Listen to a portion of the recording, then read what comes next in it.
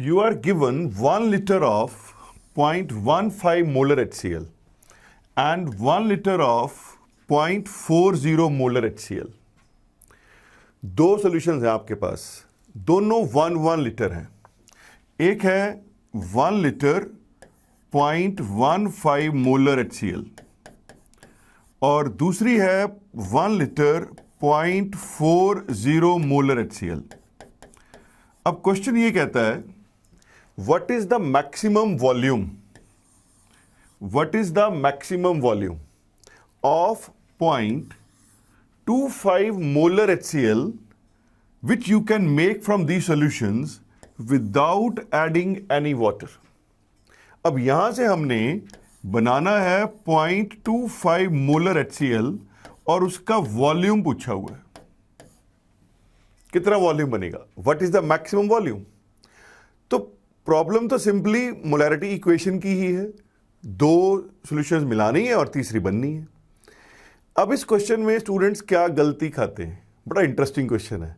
अब देखिए, अगर हम इसको ऐसे करते हैं M1V1 plus M2V2 equals to M3V3, यही क्वेश्चन है. दो मिला रहे हैं सॉल्यूशन और एक बन रही है.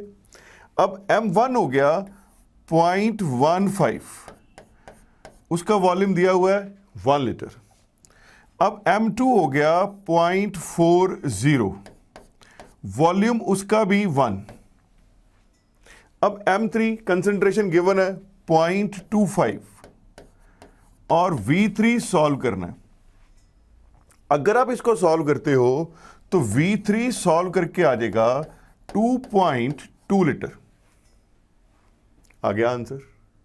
तो कई स्टूडेंट्स ने ऐसे निकाल लेना है. ऑब्जेक्टिव पेपर्स में ये ऑप्शन ए होनी है.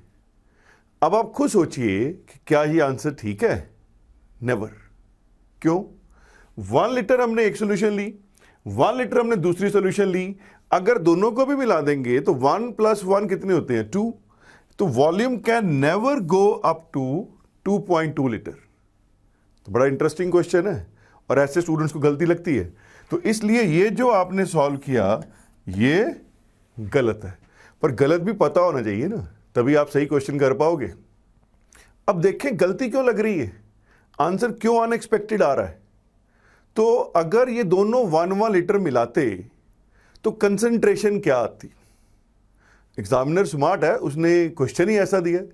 एग्जामिनर ये कहता है कि मेरे को तो भाई आप 0.25 मोलर सोल्यूशन बना के दो, लेकिन अगर आप 1 लीटर मिलाते तो कंसंट्रेशन क्या आती. आओ एक कैलकुलेशन करें. M1V1 plus M2V2 equals to M3V3. अब M1 कितना है इस केस में, 0.15 और वॉल्यूम भी कितना है 1. M2 कितना है 0.4. अगर ये वॉल्यूम भी 1 हो जाए तो यहां से हम M3 कैलकुलेट कर लेंगे. तो V3 कितना होगा, sum of V1 and V2, 1 litre plus 1 litre, तो ये आ गया 2 लीटर. तो यहां से अगर आप M3 सॉल्व करते हो, ये 2 नीचे ले आओ, ये बन जाएगा 0.55 बाय 2. तो M3 आ जाएगा 0.275. अगर आप इनको ऐसे मिलाते तो फिर आंसर आता 0.275. पर एग्जामिनर ये चाहता है कि भाई मेरे को नहीं चाहिए जब आपकी 0.275, मेरे को तो आप 0.25 मोलर सॉल्यूशन बना के दो. तो फिर ऐसे क्वेश्चन कैसे करते हैं. अब ध्यान देना, मैं खास लाइन लिखा रहा हूं कि in the questions of maximum volume, यहां पे लिखा हुआ है maximum volume. In the question of maximum volume take 1 solution as x litre, एक को x मान लो, एंड अदर एज फुल, जितनी अवेलेबल हो. जो मैक्सिमम वॉल्यूम की प्रॉब्लम्स हैं उनको कैसे करना है, एक को x लीटर मान लो, दूसरा जितनी भी वॉल्यूम अवेलेबल है सारा ले लो. अब किसको x मानना है और किसको पूरा लेना है ये आपको सॉल्व करके चलेगा पता.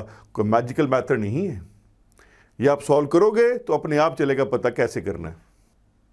अब मान लेते हैं कि जो 0.15 मोलर है ना, उसको हमने x ले लिया। तो दूसरी सोल्यूशन कौन सी है? 0.40, तो वो पूरी लेनी है 1 लीटर। तो फिर देखिए क्या वॉल्यूम आता है। अब M1 आ गया 0.15 और V1 आ गया x, M2 आ गया 0.40 और V2 आ गया 1। अब M3 कितना है? वो तो यही आएगा ना 0.25, तो V3 हो गया 1 + x। अब यहां से आप x को सॉल्व कर लो। अगर हम यहां से x को सॉल्व करते हैं तो वो आ जाता है 1.5 litre. Now is it possible? Total solution available कितनी है हमारे पास? वो है 1 लीटर। तो out of 1 litre how we can take 1.5?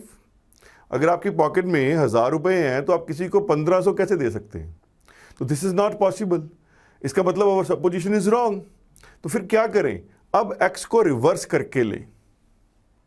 अब मैंने जो 0.15 है उसको 1 लीटर ले लिया और जो 0.40 है ना उसको x ले लिया, उसको x ले लिया। M3 इज 0.25, V3 आ गया 1 + x। अब यहां से अगर हम x सॉल्व करते हैं तो वो मैथमेटिकली आ जाएगा 0.66 लीटर। ये पॉसिबल है क्योंकि आप 1 लीटर में से 0.66 तो ले सकते हो। अब क्वेश्चन है मैक्सिमम वॉल्यूम कितना होगा। एक आपने ली 1 लीटर, दूसरी ली x, जिसको सॉल्व करके आ गया 0.66। इसलिए मैक्सिमम वॉल्यूम बन गया 1 + 0.66। तो आंसर आ गया 1.66 लीटर, 1.66 लीटर।